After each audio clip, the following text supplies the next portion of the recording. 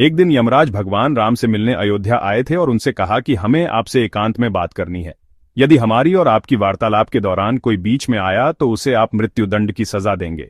यमराज दरअसल इसलिए भगवान राम से मिलने आए थे क्योंकि भगवान राम की आयु पूर्ण होने वाली थी और यमराज यह बात जानते थे कि बिना रघुनाथ की आज्ञा के कोई भी उनको मृत्युलोक अर्थात पृथ्वी को से नहीं ले जा सकता है।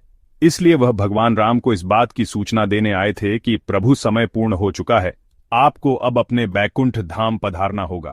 भगवान राम ने यमराज की बात को स्वीकार किया और अपने भाई लक्ष्मण को उस कक्ष के बाहर द्वारपाल के रूप में नियुक्त कर दिया और उनसे कहा कि किसी भी परिस्थिति में आप इस कक्ष के अंदर तब तक किसी को नहीं आने देंगे जब तक हम दोनों की वार्तालाप समाप्त नहीं हो जाती है।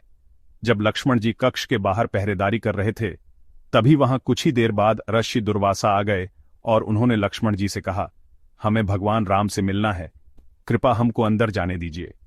लक्ष्मण जी ने ऋषि दुर्वासा को कक्ष के अंदर जाने से मना कर दिया और कहा कि अभी आप अंदर नहीं जा सकते हैं, क्योंकि उन्होंने श्री राम को वचन दिया था कि वह किसी को भी उन दोनों की वार्तालाप के अंतराल कक्ष के अंदर नहीं आने देंगे। ऋषि दुर्वासा यह सुनकर क्रोधित हो गए और उन्होंने लक्ष्मण जी से कहा, अगर आपने मुझको अंदर नहीं जाने दिया तो मैं अयोध्या नगरी को श्राप दे दूंगा। लक्ष्मण जी ने सोचा, अयोध्या को श्राप मिलने से अच्छा है कि मुझे मृत्युदंड की सजा मिल जाए। लक्ष्मण जी उस कक्ष के अंदर चले गए जहां भगवान राम और यमराज की एकांत वार्तालाप चल रही थी। तब यमराज ने कहा, प्रभु आपको लक्ष्मण जी को मृत्युदंड देना पड़ेगा क्योंकि आपने वचन दिया था। भगवान राम बड़े असमंजस में पड़ गए। तब उन्होंने अपने गुरु वशिष्ठ जी से पूछा, मैं क्या करूं? तब वशिष्ठ जी ने कहा, परित्याग करना मृत्युदंड के समान है, आप लक्ष्मण का परित्याग कर दीजिए।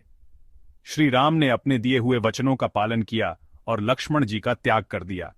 लक्ष्मण जी यह त्याग सहन नहीं कर पाए और अयोध्या की सरयू तट पर अपना शेषनाग रूप लेकर जल समाधि ले ली और वहीं अंतर्ध्यान हो गए। वीडियो पसंद आए तो वीडियो को लाइक और चैनल को सब्सक्राइब जरूर से कर लीजिए। राधे राधे।